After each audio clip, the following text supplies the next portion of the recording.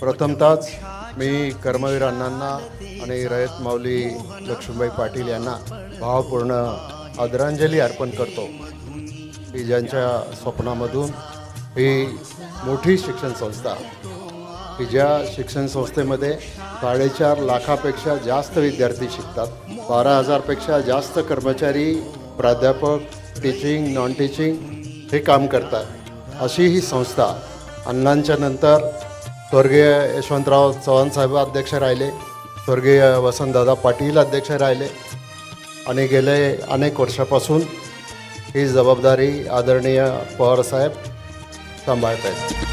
कर्मवीरांचे ज्ञानपीठ हे शक्तिपीठ ही ठरते आहे. शाहू फुल्यांचे समानतेचे तत्वमानसी मूर्ते आहे.